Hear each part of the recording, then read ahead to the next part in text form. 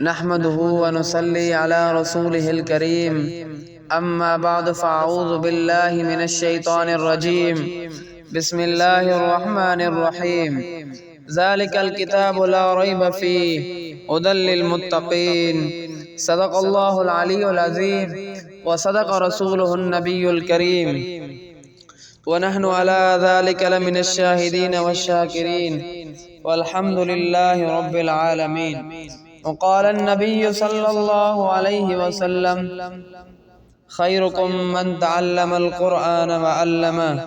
میرے محترم دوستو، بزرگوں اور بھائیوں، جس ذات نے قرآن پاک نازل کیا ہے وہ ذات خود قرآن کے بارے میں فرماتی ہے الف لام میم ذالک الکتاب لا ریب فیہ، کہ یہ وہ کتاب ہے کہ جس کے اندر کوئی شک و شبہ نہیں.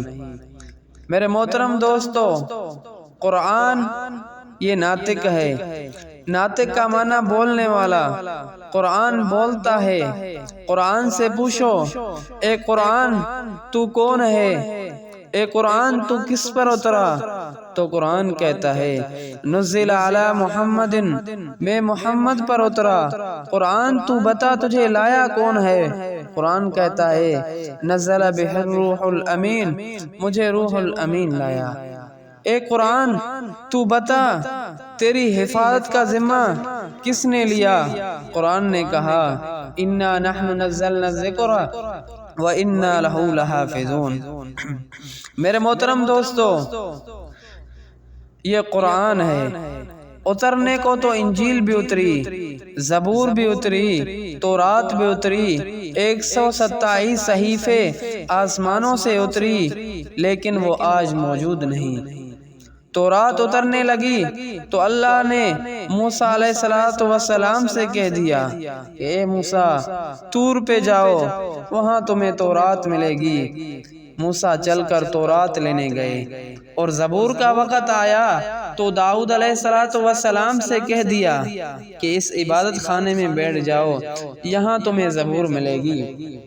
انجیل کا وقت آیا تو عیسیٰ علیہ السلام سے کہہ دیا کہ اپنے عبادت خانے سے باہر نہیں جانا، میں تمہیں انجیل اتارتا ہوں. میرے محترم دوستو، تورات اتری، موسیٰ علیہ السلام لینے گئے. انجیل اتری، عیسیٰ علیہ السلام لینے گئے. زبور اتری، داؤد علیہ السلام لینے گئے. لیکن دیکھو تو صحیح ذالک الکتاب، لیکن جب یہ کتاب اترا تو یہ کتاب جب اترنے لگا تو کون لینے گیا؟ اس کے دینے کو تو دیکھو. اس کو لینے کے لیے محمد صلی اللہ علیہ وسلم نہیں لینے گئے، بلکہ پیغمبر مکے میں تھا، قرآن مکے میں بھیج دیا. نبی مدینے میں تھا، قرآن مدینے میں بھیج دیا. نبی بدر میں تھا، قرآن بدر میں ہے. میرے محترم دوستو، نبی احد میں، قرآن احد میں. نبی خندق میں، قرآن خندق میں ہے. حتیٰ کہ نبی عائشہ کے بستر پر تو قرآن بھی عائشہ کے بستر پر ہے. میرے محترم دوستو، تورات، زبور، انجیل اور 127 صحیفے جو آسمانوں سے اتری، لیکن وہ آج موجود نہیں ہے. لیکن آج موجود ہے تو وہ اللہ تبارک و تعالی کا قرآن مجید ہے.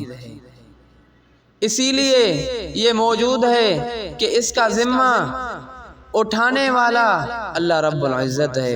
قرآن کے اندر فرماتے ہیں انا نحن نزلنا الذکر وانا لہ لحافظون.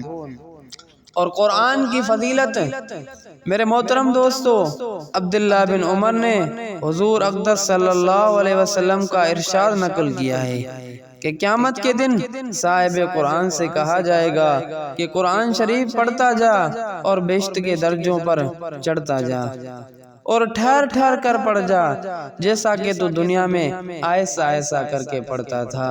میرے محترم دوستو، اس کی فضیلت بہت بڑی ہے. جو شخص ایک حرف کتاب اللہ کا پڑھے، اس کے لیے اس حرف کے عوض ایک نیکی ہے.